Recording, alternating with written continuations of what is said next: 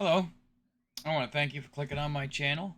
I'm PI187, and today I'm going to be reacting to the video is called England's Greatest Castle, Warwick Castle. I don't know if it's actually England's greatest castle, but that's the name of this video, so they're claiming that anyways. And yeah, kind of. I don't know. The Warwick Castle reminds me. I always think Warwick Davis. Um, so looks pretty cool so far. What I'm seeing of it doesn't look to be too big by this picture, but I'm sure that's just a very small portion of it. All right, let's check this out. Warwick Castle sits on the River Avon as a bastion of power, wealth and grandness. Its history is one which is closely linked to royalty, richness and also darkness. Featuring some incredible rooms fit for a monarch to visit, and also dungeons which even the most defiant soldier would submit within the dark and dreary walls, it really is one of England's greatest castles. See, I was wrong, it is huge. That looks pretty big to me.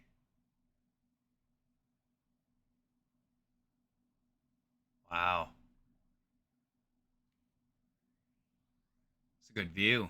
Join us today as we visit the history behind and show you around a fantastic Warwick Castle. Remember, if you do enjoy our videos, please make sure to subscribe. Warwick Castle's history begins with the reign of William the Conqueror, with the first castle appearing on the site.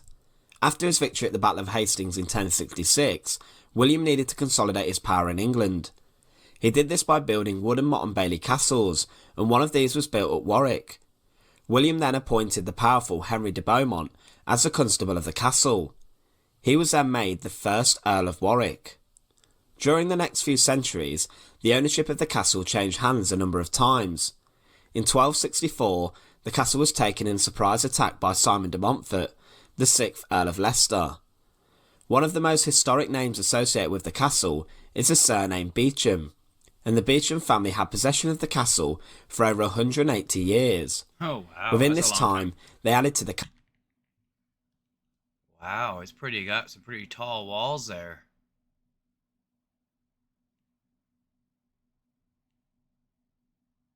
Yeah, wouldn't be easy to scale that.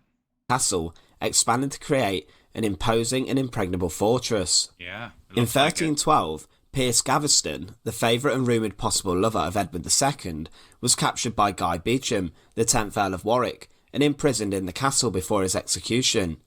Later, under Thomas Beauchamp, the castle grew even more to incorporate a gatehouse, a barbican, and the Caesar and Guy's towers. Stay tuned for a tour around these specific parts of the castle, including the infamous dungeons. In 1449, the line of the Beauchamp Earls ended, and Richard Neville, also known as the Kingmaker, became the next Earl of Warwick. Neville's name would become infamous throughout the War of the Roses, even imprisoning King Edward IV at Warwick at one point, attempting to rule in the king's name.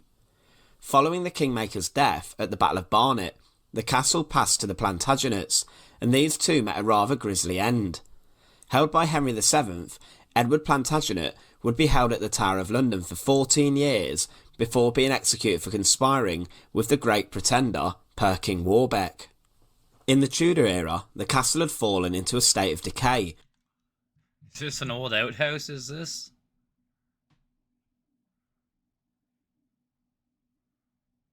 That's insane how high that is. Yeah, that would not have been easy to try to get into. And it was visited twice by Queen Elizabeth I. During the English Civil War, it was refortified and it saw action under the Greville family. The Greville family began to restore and return Warwick to its former glory. During the Gunpowder Plot, the conspirators had even stole horses from the stables to help their escape. The Greville family would become synonymous with Warwick Castle. For centuries, their ownership would transform Warwick into an opulent fortification within the countryside. Under their tenure, the castle would also become a palace fit for royalty, with ornate decor of which you will see later. During the Victorian times, it became a massive tourist attraction, even visited by Queen Victoria herself. Today, it is definitely one of England's best castles and most visited. This is where we begin our tour. We've previously mentioned the Motte and Bailey Castle that once stood at Warwick. The motte was a mound of earth in which the keep, or the castle structure, stood on top of. From the top of the motte, you can really see why William ordered the castle to be built there. The views offer a complete 360-degree view for miles around, and would give one enough time to prepare should an invading force be approaching. The curtain walls at Warwick are extremely thick and huge. These intimidating walls would act as a first means of defence following the moat. They were built to allow archers and crossbowmen to swiftly move around the castle to defend different parts from above, and they do feature many arrow loops and crenellations. Built in the 14th century, the Guy's Tower is a huge and intimidating structure that offers incredible views of Warwick. This tower would have originally been used to accommodate important guests, however the rooms were sometimes used to house prisoners. In fact, within these walls is some prisoner graffiti. It has 5 stories within this tower, with the 5th being a guard room. During the English Civil War, the windows were modified to allow people to fire handheld cannons. One of the first defences that possible attackers would be greeted by at Warwick would be the Barbican. The exterior walled passage had a drawbridge and extended out into the ditch. Soldiers would then be faced with the inner portcullis. From above, an invader would be peppered with crossbow bolts and arrows, and it would be possible to create a trap. Yeah, there's no getting through there, is there? They just trap you in that little room and start sticking you with arrows. There ain't much you're gonna do about it. Creating a killing zone. From above, terror would rain down from the murder holes, with waste, boiling water and sand being thrown which would get into a soldier's armour. This was a brutal method of defence. Leaving the Barbican along the wall walk, you head towards Caesar's Tower. This was built in the 14th century and is the tallest tower within the castle. This is a 4-storey tower and houses the infamous jail. The jail at Warwick Castle is extremely infamous. It is incredibly dark and cold within the confines of the jail. Cool. It has a single open drain running across the floor, providing the only sanitation. The only light that comes through is from a tiny shaft high on the wall, from which the guards would then watch prisoners. Inside the prison is a number of carvings on the walls of those unfortunate enough to be housed here. Within the dungeon, prisoners would be shackled to the walls and would probably face torture. The most brutal method of them all is the oubliette that's found here. This hole in the ground was simply where a soldier would be left and forgotten, being eaten by rats or possibly... Oh, wow. That would suck. It doesn't look very big either, eh? Not that it matters, you're stuck in a hole to rot and die, but...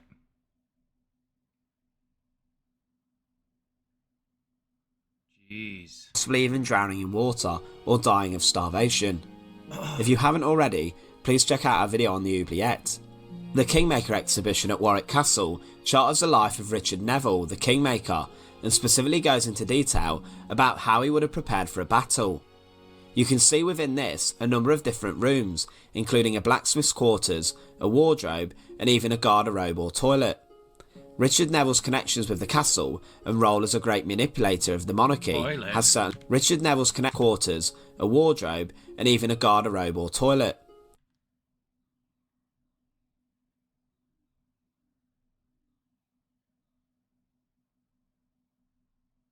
Okay. So he's looking down through it. Is there like a seat thing above it there here? Is that what this is? Or is that just the back? Richard Neville's connections with the castle and role as a great manipulator of the monarchy has certainly preceded him. The Great Hall inside the main part of the castle is an unbelievably ornate room. It is the largest room in the castle. This room would have acted as a grand reception room for guests and to house entertainment. Grand dances and frivolity would occur within this space. The Red Drawing Room is a grand chamber and was used as an ante-room, a room in which guests would be received in a grand and opulent manner. Adorning the walls are a number of rich and incredible paintings. Within this room you can certainly get a feel for the opulence. It's a good thing they had wood stoves back in the day, or maybe these might have been coal like the last video I saw. But to heat these giant rooms, you'd want wood stoves or fireplaces, I guess. My bad. Growing up, we had almost every house I grew up in had a fireplace. That's how we heated. After we met my stepfather. Pretty much every place we lived in afterwards had we pretty much heated it with a wood stove, and wow, that'll make your place warm. Um, like we had a hunting camp, and we tore down a barn to build this hunting camp, so it was a pretty big building, and it had just basically a whole open downstairs, whole open upstairs, with like probably 10 single beds upstairs and 3 double or queen size beds downstairs. And we went camping there all the time as kids, but my stepdad mainly used it to take his friends out, and they'd do, deer hunting and whatnot, and beaver hunting too, and stuff like that. And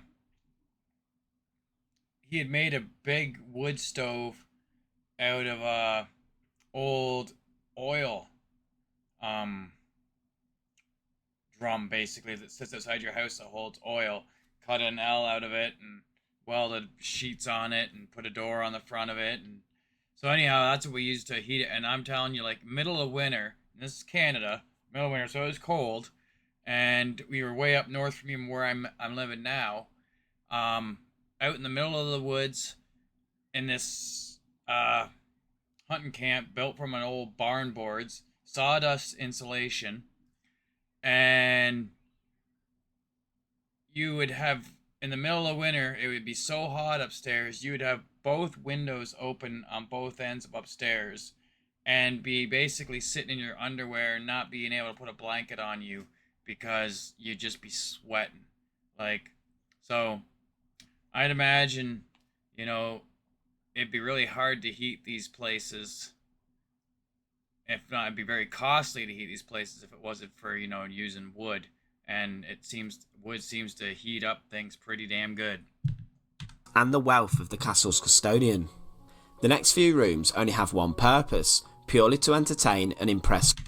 I'm sorry. I know I ramble on sometimes about things, but I get these thoughts in my head, and then there I go. Guess. The green drawing room functioned as a private gentleman's room for travelling aristocrats to rest and play in. This beautiful room features an incredible ceiling that is inspired by the temple bell in Palmyra. Sadly, this temple was destroyed in 2015 by ISIS. The Queen Anne bedroom was given its name following the fact that Queen Anne gifted her bed to the... So that was an old picture? So what he's saying is basically this no longer exists? Because ISIS destroyed it? Green drawing room. Yeah, that's the thing kind of sucks, is when like things get destroyed and then they're gone forever. Like that's why I really like history, because it's like shows you how things have changed over time, but like once things are gone, they're gone, and I just don't understand people destroying old stuff, like especially like old architect or things. Like, I'm pretty sure, wasn't it Napoleon shot cannons at the Sphinx's nose?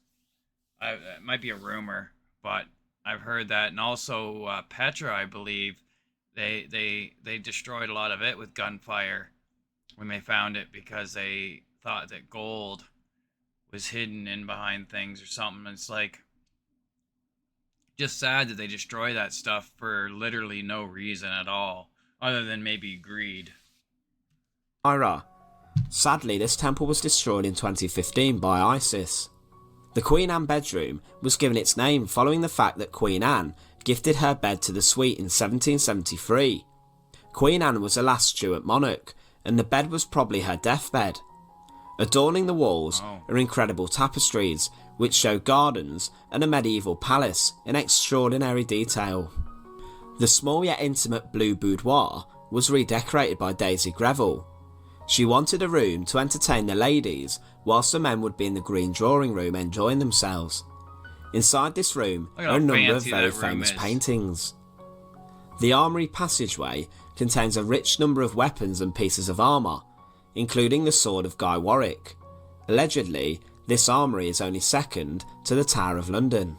The chapel in Warwick Castle is small yet hugely impressive. It was the meeting place of the Earls of Warwick and their families every Sunday. The stone screen would divide the family from the household staff.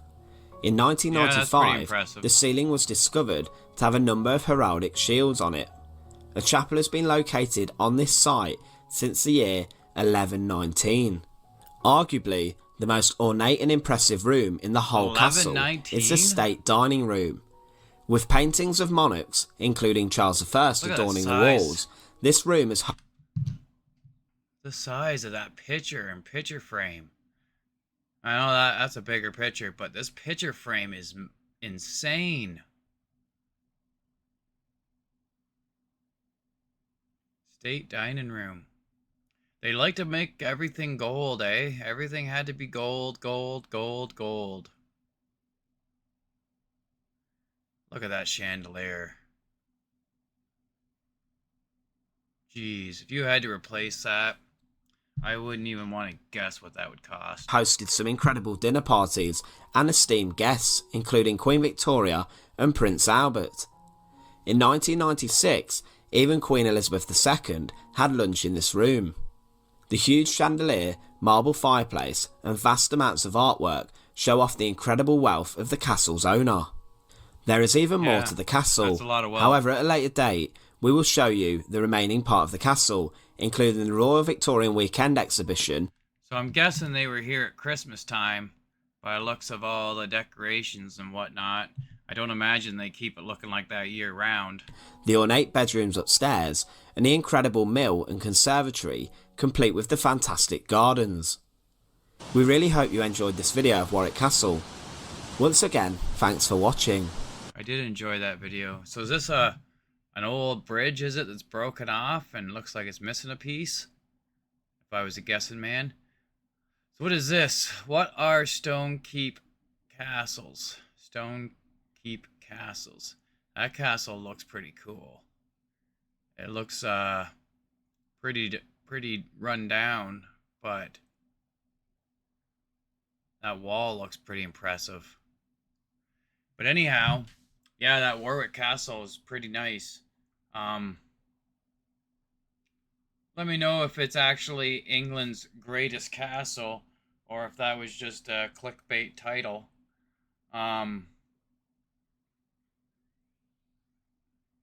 Because the last castle I looked at, what was that? That was I